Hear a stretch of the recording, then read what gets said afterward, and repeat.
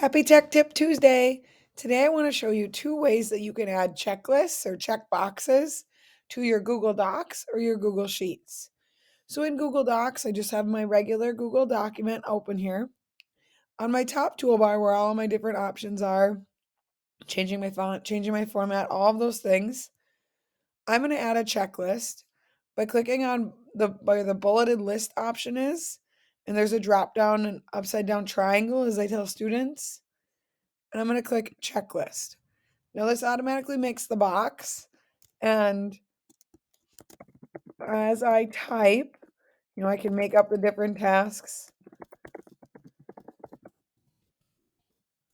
As I finish them, if I check in the box, it crosses them out.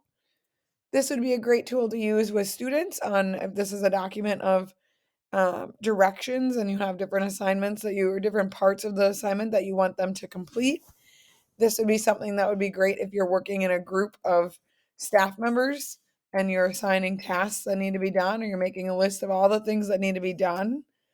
You would click on that. Once you use it once, it's going to show up right here at the top. You can see my little check marks with my lines. I click on that and I can make the checklist of what needs to be done when. And like we can assign like the whole list of all the different tasks that have to be done can be right on here. You could also insert a table and give each staff member different tasks that they have to complete. So if I make my table, I have each person's name, and under their name, I'm going to say what they're going to do for our group.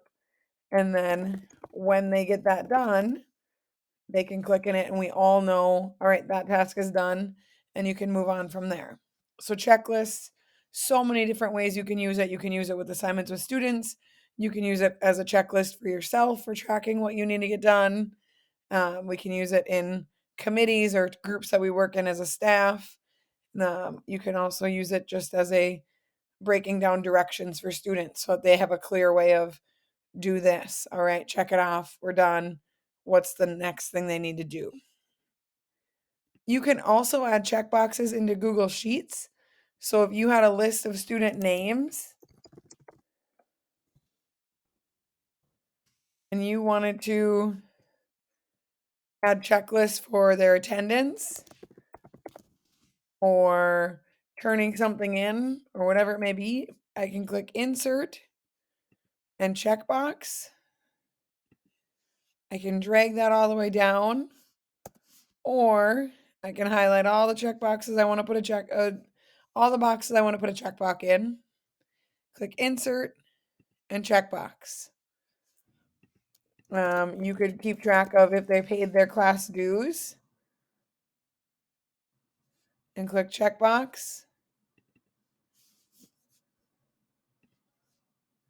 If you want to have a running total of how many students have turned it in or what that total number is, at the bottom of the list of your checkboxes, you click equals and count if,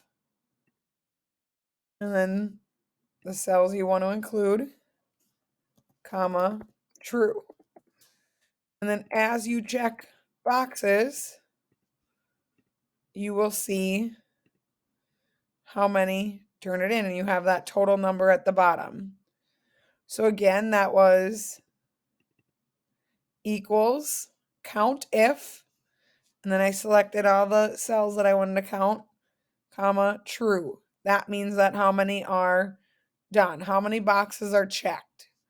You could use this for tracking students turning something in, tracking attendance, all kinds of different ways that you can use the check boxes. And I got those in there by clicking insert and checkbox. Then I could drag this little box down to put that in all of them, or I can highlight all of the cells that I want to put a checkbox in and insert and checkbox. So two different ways you can add checkboxes, checklists, things like that to Google Docs and Google Sheets. Hopefully something that'll help you out. If you have questions, as always, let me know.